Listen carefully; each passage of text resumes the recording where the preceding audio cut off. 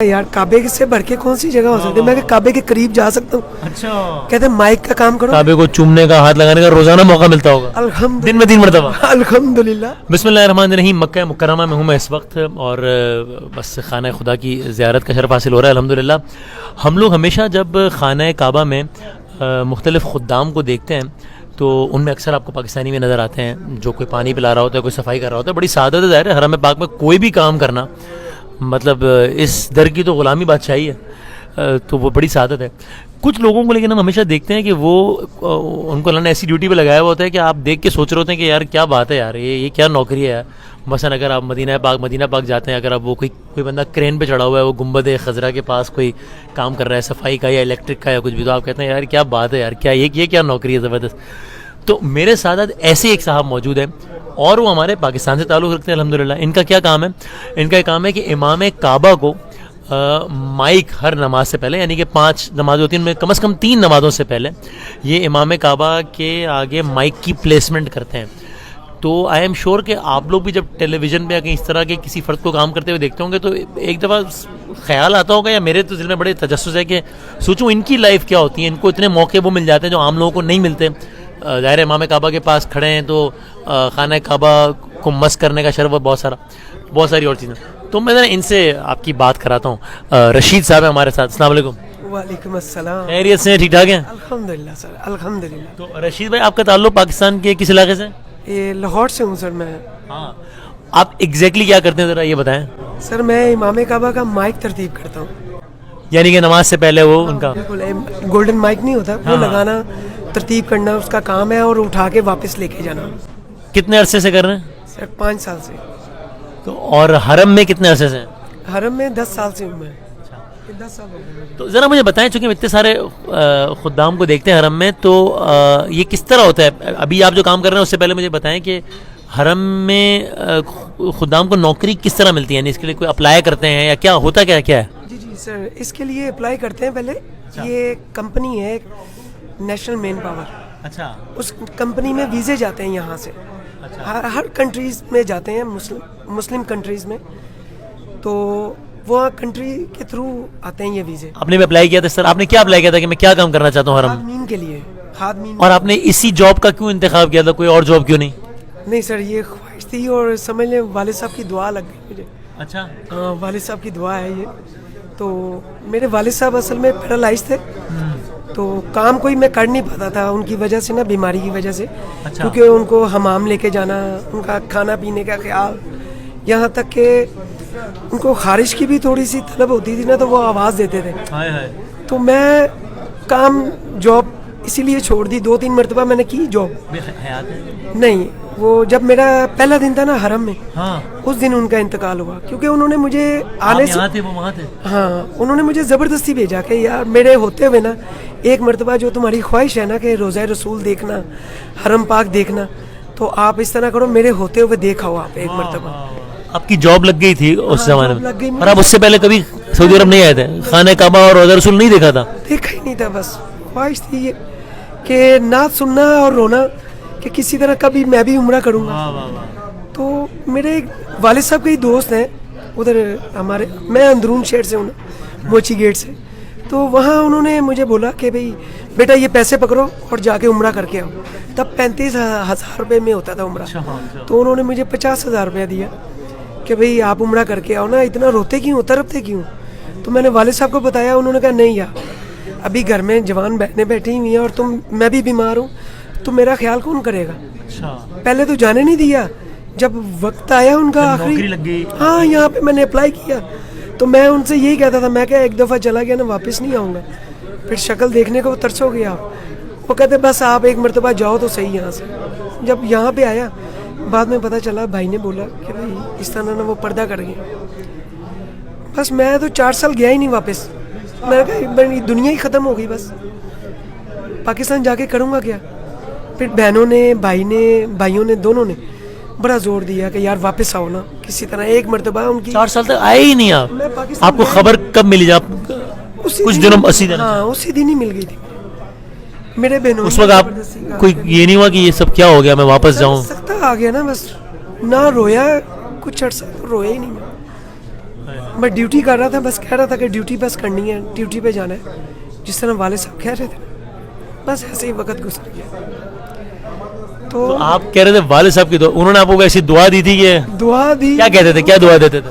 وہ کہتے تھے تو جس طرح میری خدمت کر رہے ہیں نا, تن دنیا سلام کرے گی. تو میں یہی کہتا تھا, آپ کو تو آپ اس کو کہہ سکتے تھے کہ ایک دل رکھنے کے لیے کہہ رہے ہیں. وہی نا, میں یہی سوچتا تھا میں کہ کوئی کیا ایسا کام ہوگا کہ جس سے دنیا مجھے سلام کرے گی. میں یہی کہتا تھا, میں کیا آئی جی لاہور لگنے لگا ہوں. یہ کہتے تھے ان کو واقعی مذاق میں؟ اچھا اچھا, بہت فرینکلی تھا میں اپنے والد صاحب کے ساتھ, بہت فری تھا. اچھا پھر آپ یہاں آ کر اپنے 5 سال تک کیا کام کیا؟ ابھی تو آپ مائک لگائے تھے, اس سے پہلے کیا کیا؟ نظافے میں نے مختلف ڈپارٹ میں کام کیا ہے. میں نے قرآنوں میں کام کیا ہے, مکینوں میں کام کیا ہے, میں نے مکتب میں کام کیا ہے, چائے تک بنا کے ان کے لیے, صفائی کا کام کیا ہے. صفائی میں تو کچرا میں ایسے اٹھاتا تھا تو مجھے دیکھنے والے کہتے تو یہ کیا نظر آتا ہے. میں کہا یہ ہیرے جواہرات ہے. تو وہ کہتے پاکستان میں بھی ایسے کرتا. میں کہا نہیں, یہ اس کے لیے تو روتا تھا کہ یہاں آؤں گا کب, کہ مجھے سرکار کے در کی جاب کہاں سے ملے گی, کیسے ملے گی, کبھی سوچا نہیں تھا. پہلے مدینہ منورہ میں تھے یا پھر پہلے دن سے خانہ کعبہ میں ہیں؟ سر میں پہلے ریاض میں گیا تھا, وہاں سے ٹرانسفر کروا کے یہاں پہ آیا. خانہ کعبہ. ہاں, تو انہوں نے بولا کہ آپ کی مدینہ شریف ڈیوٹی نہیں لگائیں گے, آپ کی لگائیں گے تو حرم پاک میں لگائیں گے. میں کہا یار دونوں حرم میں کہیں بھی لگا دو, بس ڈیوٹی لگا دو حرم میں, بس کم از کم. بس وہ بعد میں سمجھ لگی کہ حرم میں کیوں نہیں ڈیوٹی لگی. سر ادب کے بڑے لیول ہے وہاں پہ مدینہ شریف میں, اب یقین کریں بڑا پروٹوکول ہے. ہم نہیں کر سکتے اتنا خیال. یہاں تو انسان کو غصہ بھی آئے, یہاں سے کوئی غلطی ہو جائے نا تو ہم تو سرکار کے پاس جا کے معافی مانگ کے دو صبح آتے ہیں, سرکار پھر لاج رکھ لیتے ہیں. یقین جانے, میں کہتا ہوں مجھے صحیح اللہ تعالیٰ نے نا صحیح چن کے رکھا ہے ایسے. اچھا پھر آپ وہ کام کر رہے تھے, تو آپ یہ کام کرنا یعنی اس کام میں کیوں ہے؟ امام کعبہ کو مائک لگاتے ہیں. ہاں, یہ مائک, یہ بڑی پیاری آپ نے بات کی ہے. میں نا حاجی جب آتے ہیں نا, حاجی صاحبان, وہ کیا کرتے ہیں, وہ سبیل دیتے ہیں. میں ٹپ جس کو کہتے ہیں, 2-5 درہم جو بھی. ہاں ایسے ہی. تو میں نا توسیہ میں کھڑا تھا, کولروں کے آگے پانی صاف کر رہا تھا, تو کہ حاجی آیا سیڑھیوں سے نا اوپر چڑھ کے کعبے کی طرف سے. تو جب ادھر سے آئے تو وہ دیکھ رہے تھے میری طرف کہ یہ پیسے کی طرف دیکھ کے نا تو یہ لپکے گا میری طرف.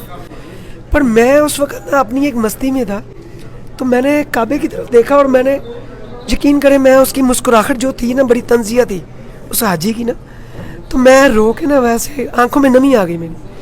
میں اللہ تعالیٰ سے کہا, میں کہا یا اللہ تیرے در پہ کھڑے ہیں اور تیرے علاوہ تو دوسروں کی طرف دیکھنے کی توفیق نہ تھا کرے بس.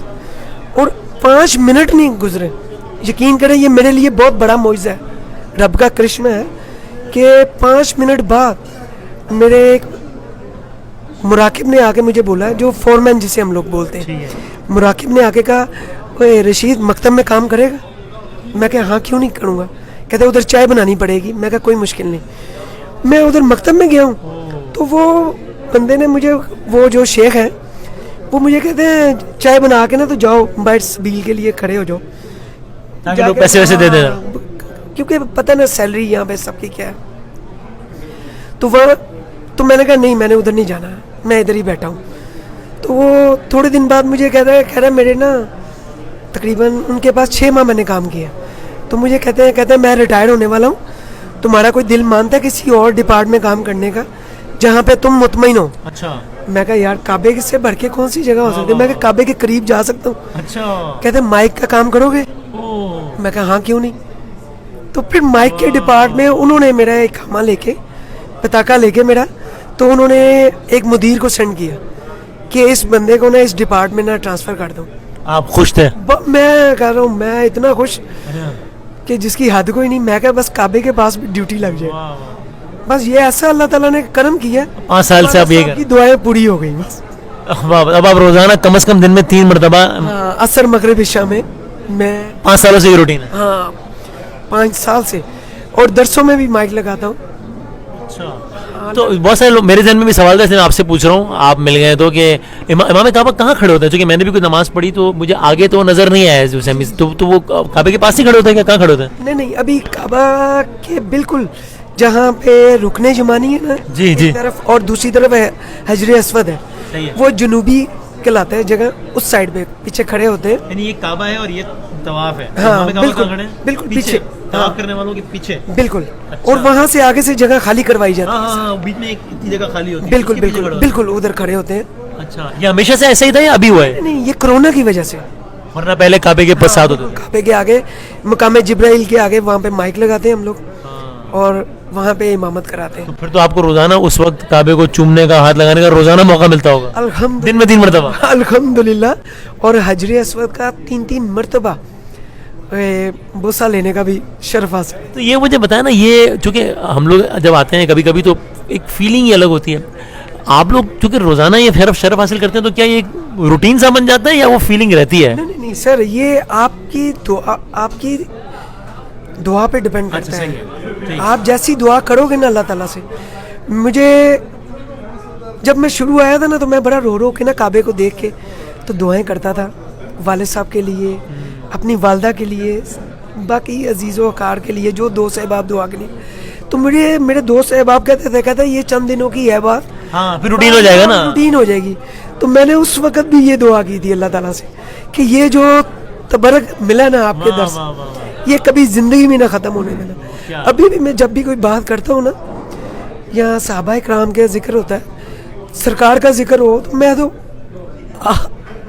ये आपने मांगा है अल्लाह से. हाँ, ये रोने वाली आंखें तो किस्मत वालों को मिलती हैं. क्या बात है, जबरदस्त. हर एक के नसीब में नहीं है ये ना समझे कि वो सख्त दिल है. ये बस मैं कहता हूँ ये अनमोल तोहफा मुझे अल्लाह ताला ने तोहफा दिया है कि मैं बहुत नाजुक से दिल का हूँ.